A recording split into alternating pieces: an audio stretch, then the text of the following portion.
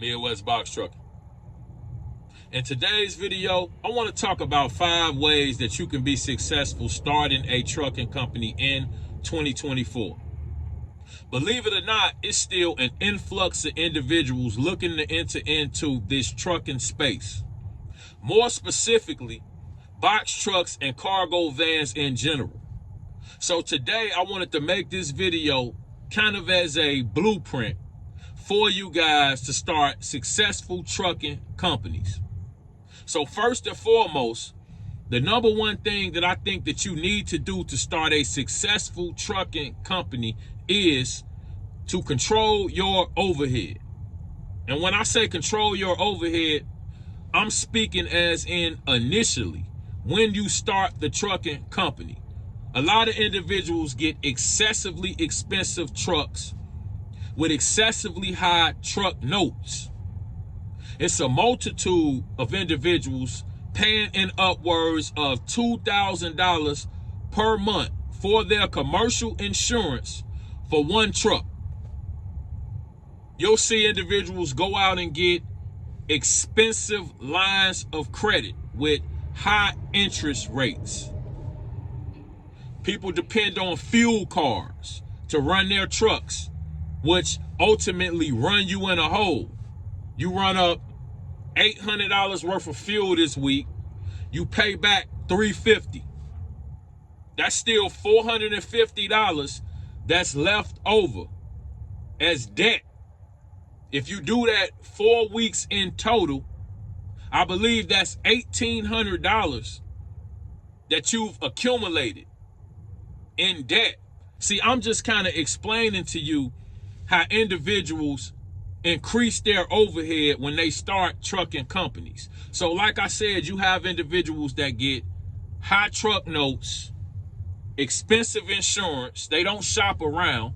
You know, starting out, you kind of need to shop around. Try Tivoli for your insurance. Try Canal for your insurance. Try 3 by Berkshire or their sister company, by Bert, for your insurance. Try an insurance broker that can shop your trucking company around to different insurance companies to get you the best rate.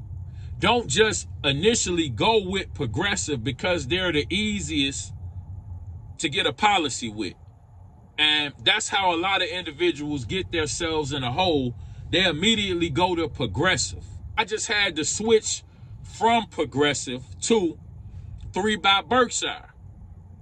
Progressive renewed my policy and it went from $1,300 a month, which already to me was on the high end, to $2,100 a month.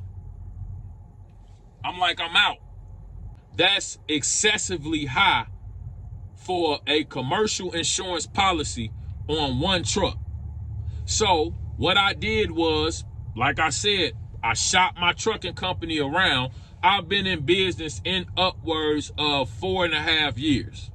So I shopped my trucking company around to different insurance companies and went through different insurance brokers. And I could have actually got a better rate, but I really didn't want to deal with the particular insurance company that offered it. I kind of trust 3 by Berkshire a little more. So I actually paid a couple hundred more, which right now I'm right above $1,100 per month for my commercial insurance policy on this truck. And Progressive was trying to charge me 21 and some change. So right above $2,100 a month for this same truck, the same driver, same trucking company. So this is why I'm saying you need to control your overhead coming in, pertaining to the truck, the insurance, these crazy lines of credit and personal loans to start these businesses, as well as these business credit cards and fuel cards.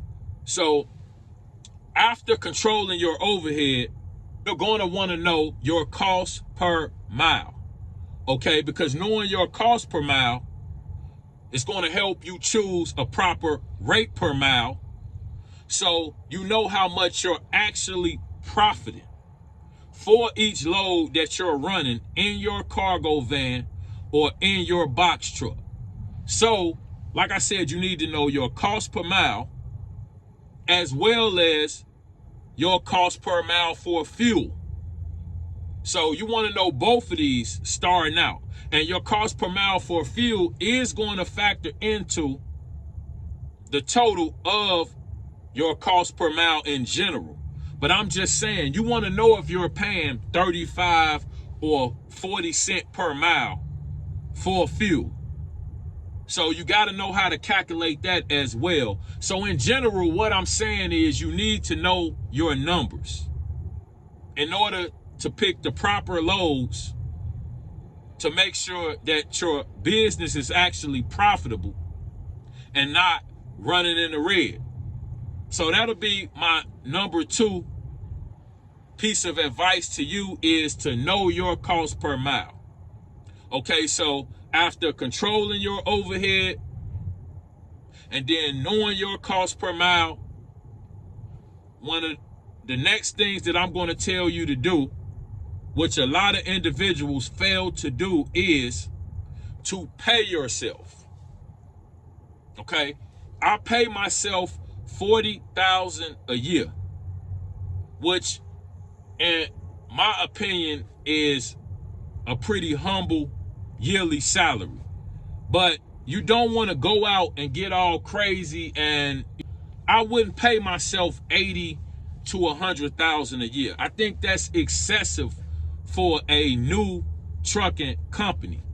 A lot of people barely pay themselves at all. Some people, like I said, don't pay themselves. They just ride from the business and pay whatever personal bills with their business bank debit card, and that's all wrong. So the day they go to get a loan and they fax over 3 months of their business bank statements, and they see that you've been to all of these different exotic car shows and just doing a bunch of different stuff with your business debit card that does not pertain to the business. Spending money and sending cash apps and all of this different stuff that should not be included in your business bank statements. So you need to have a business checking account and a personal checking account, and you want to transfer. If that's the least you do, you can Zelle. It's different ways you can pay yourself.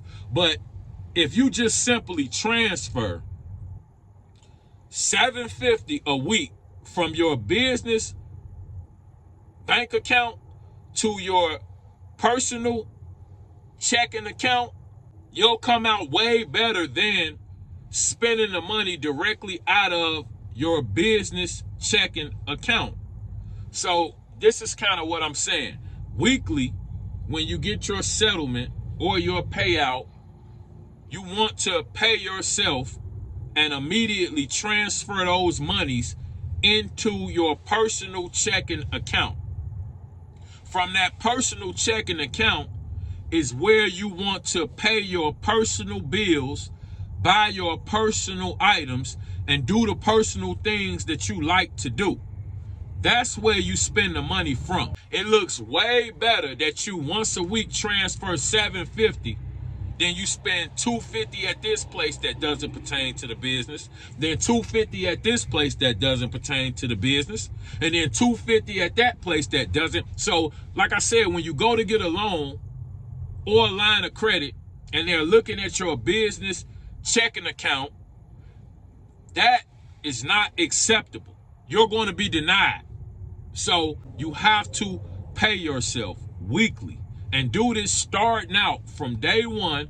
The first week that you begin running your truck, you want to begin paying yourself.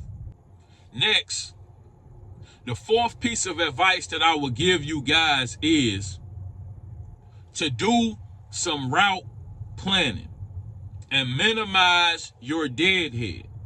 Initially, starting out, I honestly would advise you to do short trips. Show up early, Do short trips. That way you give yourself extra time to get the job done properly.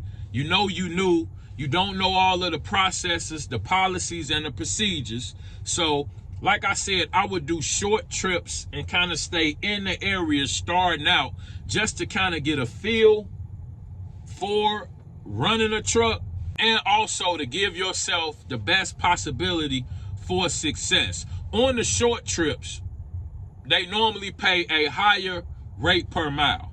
The short trips will pay $5, $6, $7 per mile for 30 miles. In 30 miles of running your truck or your cargo van, you're not going to burn much fuel. Okay? You're not going to incur any maintenance. So most of your trips will essentially be all profit. So that's why I'm saying run short trips. That way you're more profitable. You're putting less fuel and less maintenance into the truck starting out. And then as you get more of a feel for what you're doing, running the truck, operating safely, then you can move into the 200 and 300 mile trips to kind of move out and broaden your horizons. But initially, me personally, I would run the shorter trips where you get a higher rate per mile, you incur less fuel, less maintenance, and you get more of a feel for running the truck.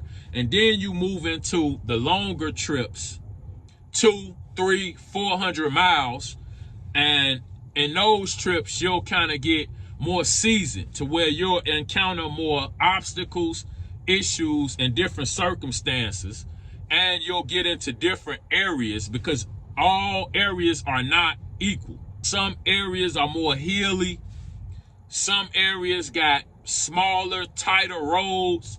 Some areas, some post offices and some other facilities, to get to them, you have to go down back roads or damn near a one lane. It's a two-way, but it's almost one lane.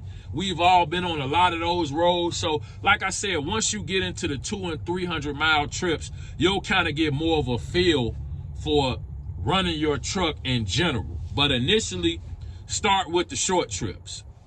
And the fifth piece of advice that I would give you to be successful starting a trucking company is be a one-man show.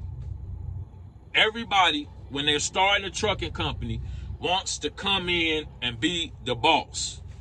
They immediately, before they make any money, want to hire 5 different people to complete 5 different operations within the business. They want to hire a driver. They want to hire a dispatcher. They want to hire an accountant. They got a personal maintenance guy. So individuals come in and increase their overhead by trying to move into the boss role too soon. In my opinion, you need to be a one-man show. Start small. Be self-sufficient. Learn the processes of your business. That's a lot of things these so-called administrative bosses never learn. And they incur a bunch of expenses off of lies and different BS stories that these drivers tell you.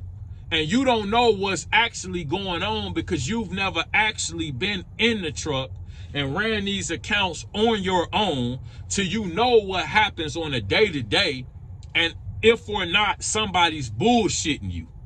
You see, when I had drivers and I put them in a truck and they pull up to a particular post office that I've been to 5 or 10 times, and they tell me, well, it's 3:30 a.m., nobody at the post office. Well, what's your drop-off time? My drop-off time is 5 a.m. Okay, so why you tripping? Well, so-and-so from so-and-so trucking company in the box truck next to me said that by today being President's Day, that they not coming, and I need to call ROC and get a back leg back to the facility. But it ain't even your drop-off time yet.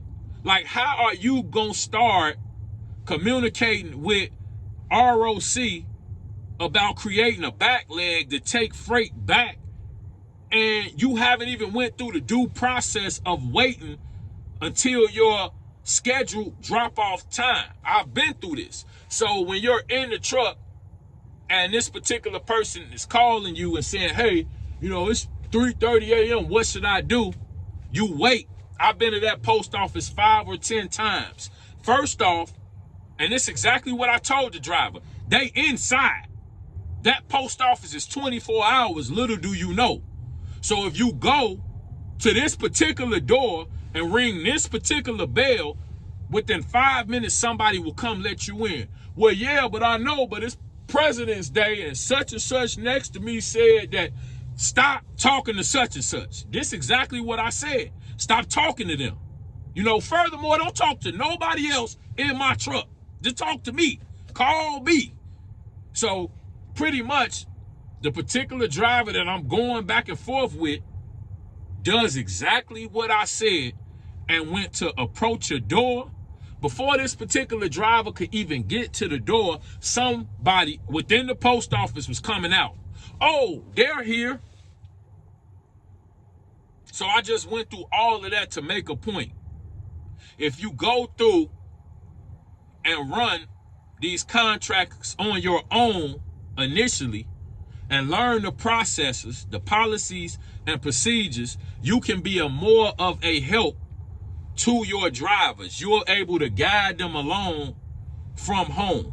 But when you've never actually been in the truck, if you've never actually ran these contracts, then you have no idea what's going on. You're going to have the driver in the truck calling ROC to create a back leg to run some freight back that don't need to go back. Everybody just wasting time.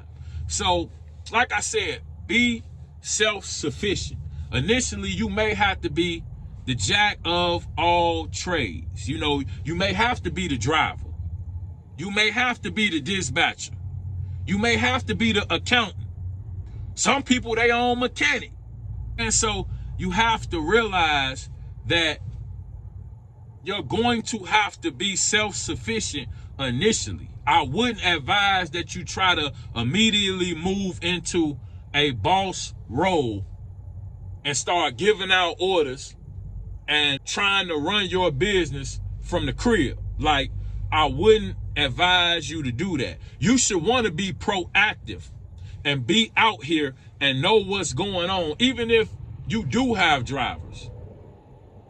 Get out here with them. Run some of the contracts with them. I know they don't want you to do that. I know the drivers don't want you around, but this is your business.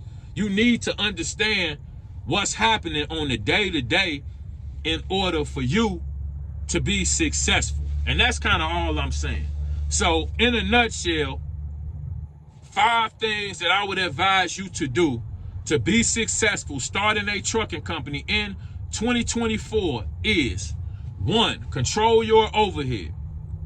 2, know your cost per mile. 3, pay yourself. 4, do some route planning. 5, be a one-man show. Be self-sufficient. Be a jack of all trades starting out in order to win. And with that being said, you guys stay safe out there, take it easy, and have a good one. Appreciate you.